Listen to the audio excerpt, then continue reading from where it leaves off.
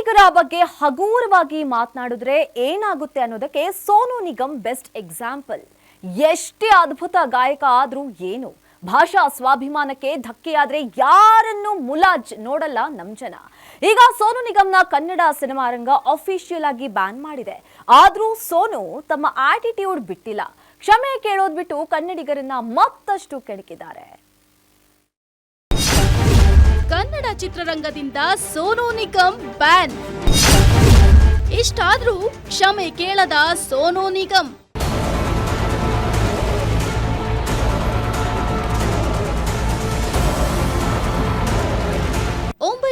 ಕನ್ನಡ ಹಾಡುಗಳನ್ನ ಹಾಡಿರೋ ಸೋನು ನಿಗಮ್ ಕನ್ನಡಿಗನಂತೆ ಕನ್ನಡಿಗರ ಹೃದಯ ಗೆದ್ದಿದ್ರು. ಆದ್ರೆ ಈಗ ಅವರು ತಿನ್ನೋ ಅನ್ನಕ್ಕೆ ಸ್ವತಃ ಅವರೇ ಕಲ್ಲು ಹಾಕೊಂಡಿದ್ದಾರೆ. ಹೌದು, ಬೆಂಗಳೂರಿನ ಕಾರ್ಯಕ್ರಮದಲ್ಲಿ ಹಾಡುವಾಗ ಕನ್ನಡ ಹಾಡು ಹಾಡಿ ಅಂತ ಹೇಳಿದಕ್ಕೆ ಕನ್ನಡಿಗನನ್ನ ಪಹಲ್ಗಾಮ್ ಉಗ್ರನಿಗೆ ಹೋಲಿಸಿ ಕನ್ನಡಿಗರ ಭಾವನೆಗಳಿಗೆ ಧಕ್ಕೆ ತಂದಿದ್ದಾರೆ. ಈ ಮೂಲಕ ಇಡೀ ಕರುನಾಡಿಗರ ಕೆಂಗಣ್ಣಿಗೆ ಗುರಿಯಾಗಿದ್ದಾರೆ ಸೋನು ನಿಗಮ್.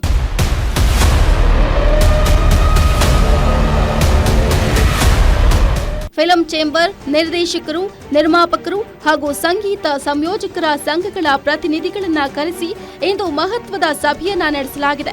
ಅದರಲ್ಲಿ ಸೋನು ನಿಗಮ್ ಕನ್ನಡಿಗರಿಗೆ ಕ್ಷಮೆ ಕೇಳೋವರೆಗೂ ಅಸಹಕಾರ ತೋರುವುದಾಗಿ ಫಿಲಂ ಚೇಂಬರ್ನ ಅಧ್ಯಕ್ಷರು ಅಧಿಕೃತವಾಗಿ ಘೋಷಣೆ ಮಾಡಿದ್ದಾರೆ.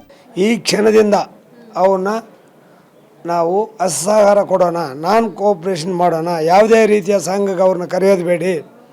ನಮ್ಮ ಇಂಡಸ್ಟ್ರಿ ಆಗೋದಲ್ಲ, ಪ್ರೈವೇಟಿಗೆ ಸಂಘ ಇದಕ್ಕೂ ಹೋಗಂಗಿಲ್ಲ. ಅವರು ನಮ್ಮ ಪ್ರೈವೇಟ್ ಕಾಲೇಜ್ಗೆಲ್ಲ ಆಗ್ಬೋದು, ಇನ್ನೊಂದಕ್ಕೆ ಆಗ್ಬೋದು, ಎಂಟೈರ್ ಕರ್ನಾಟಕದಿಂದನೇ ಅವ್ರನ್ನ ಇದನ್ನು ಮಾಡೋಣ, ಯಾವುದೇ ರೀತಿ ಅವ್ರಿಗೆ ಸಹಕಾರ ಕೊಡೋದು ಬೇಡ ಅನ್ನೋ ಒಂದು ತೀರ್ಮಾನ ನಾವೆಲ್ಲ ಅಂಗಸಂಸ್ಥೆಗಳು ಸೇರಿ ತಗೊಂಡಿದ್ವಿ.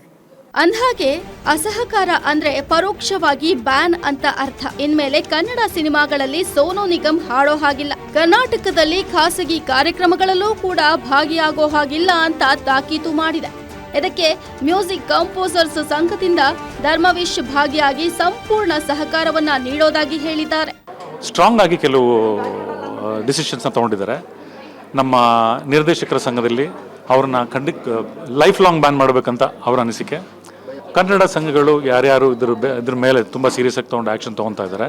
ಅವ್ರ ಕಡೆಯಿಂದ ಏನು ನಮ್ಮ ಚೇಂಬರಲ್ಲಿ ಕಮ್ಯುನಿಕೇಷನ್ ನಡೆದಿದೆ, ಮತ್ತು ನಮ್ಮ ಕರ್ನಾಟಕ ಫಿಲ್ಮ್ ಚೇಂಬರ್ನಲ್ಲಿ ಏನು ಡಿಸಿಷನ್ ತೊಗೊತಾರೆ ಅವ್ರ ಜೊತೆ ನಮ್ಮ ಸಂಘ ಅಂದರೆ ಕರ್ನಾಟಕ ಫಿಲ್ಮ್ ಮ್ಯೂಸಿಷಿಯನ್ಸ್ ಅಸೋಸಿಯೇಷನ್ ಪೂರ್ತಿ ಸಹಕಾರ ನಾವು ಅವ್ರು ಕೊಡ್ತೀವಿ ಅಂತ ಹೇಳ್ತೀನಿ. ಆದ್ರೆ ಸೋನು ನಿಗಮ್ ಕ್ಷಮೆ ಕೇಳಿ ಸಮಸ್ಯೆಯನ್ನ ಬಗೆಹರಿಸಿಕೊಳ್ಳೋದು ಬಿಟ್ಟು ಮತ್ತೆ ಬಿಗ್ ಎಡವಟ್ಟು ಮಾಡಿಕೊಂಡಿದ್ದಾರೆ. ಈ ಕುರಿತು ಮತ್ತೆ ಪೋಸ್ಟ್ ಅನ್ನ ಮಾಡಿರೋ ಸೋನು ತಮ್ಮನ್ನ ಸಮರ್ಥನೆ ಮಾಡಿಕೊಂಡಿದ್ದಾರೆ. ನಿರ್ಬಂಧದ ನಿರ್ಧಾರವನ್ನ ಸ್ವಾಗತಿಸ್ತೀನಿ, ಇಲ್ಲಿ ತಪ್ಪು ಯಾರು ಮಾಡಿದ್ರು ಅನ್ನೋದನ್ನ ನೀವೇ ಹೇಳಿ, ನಾನು ತಪ್ಪು ಮಾಡಿಲ್ಲ, ಅದನ್ನ ಅರ್ಥ ಮಾಡ್ಕೊಳ್ತೀರಾ ಅನ್ಕೊಂಡಿದ್ದೀನಿ ಅನ್ನೋ ಅರ್ಥದಲ್ಲಿ ಪೋಸ್ಟ್ ಮಾಡಿದ್ದಾರೆ.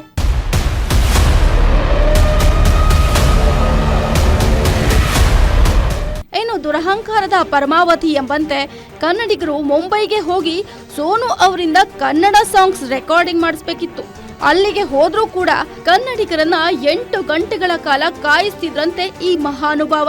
ಇನ್ನು ಕರೆಕ್ಷನ್ಸ್ ಏನಾದ್ರೂ ಹೇಳ್ಬಿಟ್ರೆ ಕತೆ ಮುಗಿತ್ತು, ನಾನ್ ಹಾಡೋದೇ ಇಲ್ಲ ಅಂತ ಕೋಪಿಸ್ಕೊಂಡು ಹೋಗ್ಬಿಡ್ತಿದ್ರಂತೆ. ಇಷ್ಟೆಲ್ಲ ಮದವೇರಿರೋ ಆತನ ಕಂಠದ ಹಾಡುಗಳು ನಮಗ್ ಬೇಕಾ? ನೀವೇ ಹೇಳಿ. Film bureau, guarantee news.